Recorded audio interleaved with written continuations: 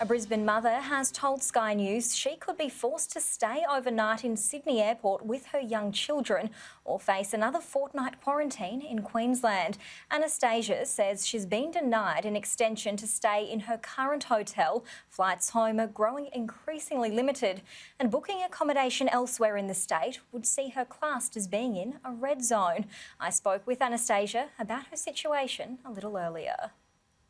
So, Anna, we had booked some flights with Virgin Australia. We've had them cancelled.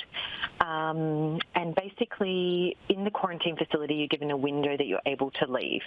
So all of the flights departing Sydney tomorrow, about 9 of them have been cancelled. There's one flight that I'm able to make outside of my window of the quarantine. I've asked to go early, that's been denied. I've asked to stay an extra night just to give a bit of a fudge factor in case I can't make that flight. Everything has been denied, unfortunately.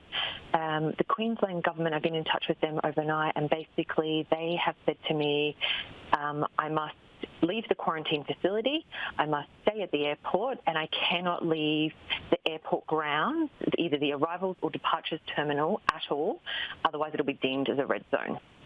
So basically they've told me to stay overnight within the airport grounds, to be still a clean case to then be able to travel into the Queensland border.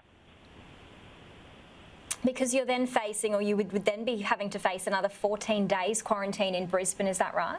Correct. And you're also isolating, or you've been quarantining with your 2 young children, so being told that you may have to stay overnight at Sydney Airport, that's just not feasible or realistic for you? It's not ideal, and I don't understand how this is safe. It's not safe for me and my children to do that. I don't understand how that's a COVID-safe situation. I've asked if I can hire a car from the airport and travel as far as I can safely, because I'm the sole parent at the moment with the kids, and they have said I must arrive by air. So there's no solution other than... Yeah, sorry, Anna. No, well, I was going to ask, is there a solution?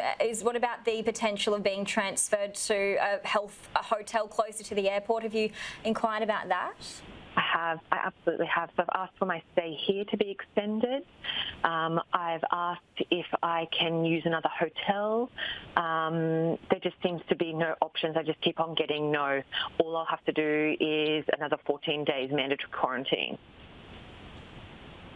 Have you been told why you can't extend your stay where you are at the current quarantine hotel? Yes, because they're over capacity. The doctor today was mentioning they're about 10% overbooked.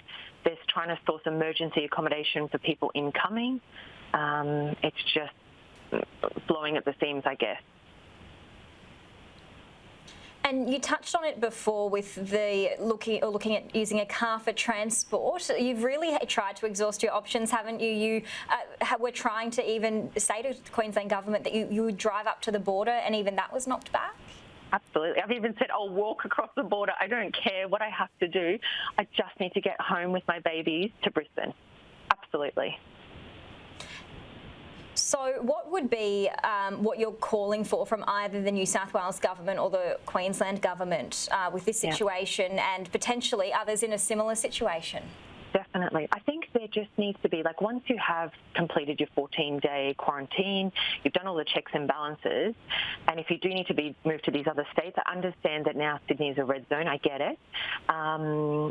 But there needs to be some sort of solution for residents trying to get home to these places. So whether it's a guaranteed flight at a certain time, very much the police running the hotel here and the New South Wales government have said once I leave here, step out of the door, their job is done. They wipe their hands clean.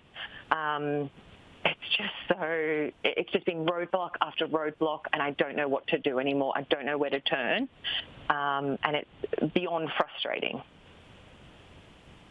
So really, there's that 2-hour window that you've got to check out of hotel quarantine tomorrow or on Friday afternoon, and it also hinges on that one flight you have tickets for going ahead as well. Yes, absolutely. So 9 flights prior to my flight have already been cancelled. Just looking on the Sydney Airport departures for tomorrow. A lot of flights as well cancelled in the morning. So even there was a great doctor here trying to get me an exemption to go earlier to the airport, and I could just wait. But I've looked at arriving into the Gold Coast, into the Sunshine Coast, anywhere in Brisbane. I don't care, anywhere in Queensland I will arrive to then be able to travel onwards to Brisbane. And you've come from the Middle East, your husband is still there, and as we've mentioned, you have your 2 young children. How have you overall, until this point, found the process of coming back into Australia during this pandemic? Yeah, look, we've left a place where they're having over 3,000 cases daily. You can't cross into, we were living in Abu Dhabi, you can't cross into Dubai without a PCR test or a DPI test, which once that's clear at the border, you can then cross, but then you have to do multiple tests. They have a huge amount of their population vaccinated as well. Like I think they were saying yesterday around about 93% of the targeted population's already been vaccinated. Look, I was very fortunate to get flights, not get bumped. It was a very last-minute decision to come, to repatriate myself and the children, just because of some circumstances in the Middle East. The police have been wonderful, the military. The only short delay was on the bus when the hotel didn't know we were actually arriving.